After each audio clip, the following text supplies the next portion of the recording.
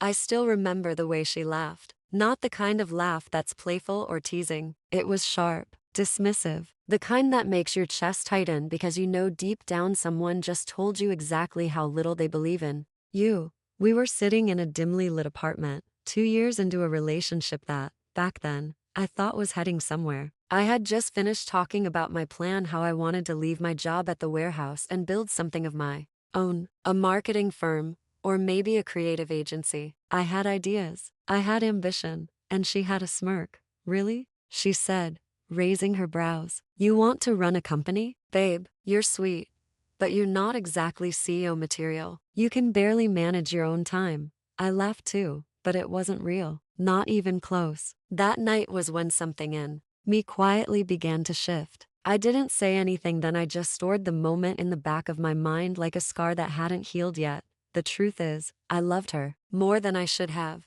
I excused the little jabs, the jokes that weren't really jokes, the way she always compared me to her ex who had a better car or dressed sharper. I told myself she was just keeping it real. But real love doesn't humiliate you for dreaming. Eventually, we ended. Not in flames, just distance. She drifted into a new circle, started seeing someone else, and I didn't chase her. I let her go. I buried myself in my goals, the ones she said were unrealistic, the ones she couldn't see, because she never bothered to look past who I was at the time. I worked 3 jobs at one point, freelancing by night, taking courses online, networking anywhere I could. I failed more times than I can count, but each failure felt like fuel. Each door that slammed in my face reminded me of her laugh, and that laugh became my quiet engine. 6 years later, I had my own office, my name on the wall, a growing staff, and a company I built from the ground up. I had stopped thinking about her for a long time. Or at least,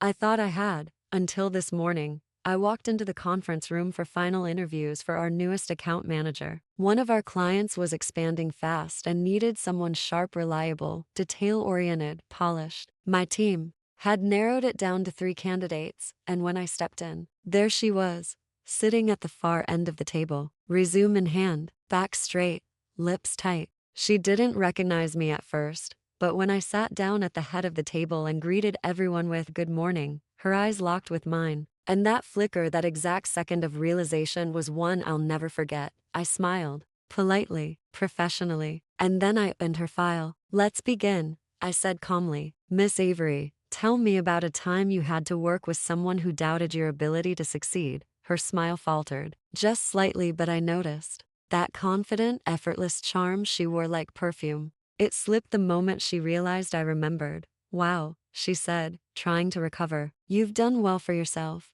I leaned back in my chair, calm, measured, not angry, just clear. "I had a good mentor," I said. "Learned a lot after college. Took a few risks." She nodded, and I watched her fingers tighten slightly around the portfolio she was holding. She was dressed sharply. She always did know how to present herself. Her arsome, honestly, was solid. And yet, the nervousness in her eyes betrayed something her credentials couldn't hide. I offered her a seat. She sat down across from me, smoothing her skirt. "Look, before we begin, I just want to say I didn't mean to laugh at you back then. College was, you meant exactly what you said." I interrupted gently. "You didn't think someone like me would ever get this far." "I'm not angry about it. You just gave me a reason to keep going." She blinked. "A reason?" I nodded. "You'd be surprised how powerful it is being doubted, especially by someone you admire." Her mouth parted slightly, but she didn't speak. "Not yet."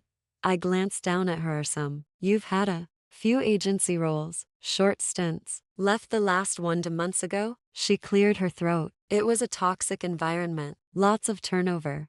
I raised an eyebrow. "But you're hoping this place is different." "Yes," she said quickly. "I've followed the company since your app launch. The way you pivoted during the downturn, that was impressive. I want to be part of something that matters." Her words echoed what I had said to her all those years ago. I want to build something people remember. Now she was the one sitting across from the person with the dream, the office, the power to say yes or no, and in that moment, I felt something strange, not vindication, but peace. I had moved on, built something from the ground up. I didn't need to crush her to prove anything. The truth was already doing that for me. I closed her file gently and looked her in the eyes. "I believe in second chances, Jordan," I said. People grow. We all do. But I also value emotional intelligence and how someone treats people they don't think they'll ever need. She went still. Her shoulders didn't rise. Her face didn't fall. But her eyes said it all. She knew. She knew this was the moment. I can't offer you the role you applied for, I said. It requires someone who can lead from a place of humility, not just experience. She looked down, nodded slowly, but I added, we are hiring for a support strategist. It's more behind the scenes, but it's a chance to grow. She hesitated. I know it's a step down, I said. And I won't blame you if you decline, but it's real, and it's fair. You are some earned that much. Her voice was quieter now. You're offering me the kind of role you were in back when we met. I smiled. Yeah, and it's not a bad place to start. She sat there for a long moment, the air between us heavy with the kind of silence that only comes from two people realizing how far they've traveled just not together. I'll take it, she said finally. Her voice was steady, but something in it cracked ever so slightly, like pride learning how to bend without breaking. I nodded. HR will send you the paperwork this afternoon. She stood, adjusted her blouse, and offered a faint smile. Thanks for being professional about this. I always believed professionalism was about empathy, I said. Even when it's hard. As she turned to leave, she hesitated at the door. You really remembered that night, didn't you? I looked up at her. Every word. A long pause. She nodded again, slower this time, more solemn. Then she left. I sat there alone for a few minutes after she was gone. I didn't feel triumphant. I didn't feel petty. I didn't even feel satisfied. I just felt done. Done carrying the old weight. Done replaying that moment over and over. Done needing anyone to validate the road I chose. What she once mocked had become the very thing that put me here in a position to choose how I handled her return. The truth is, I didn't offer her the lesser job out of revenge. I offered it because it fit her current arsum and because I no longer saw her as the girl who laughed at me. I saw her as a person who once couldn't see me clearly and now had to live with the fact that I had become the version of myself I always promised I would.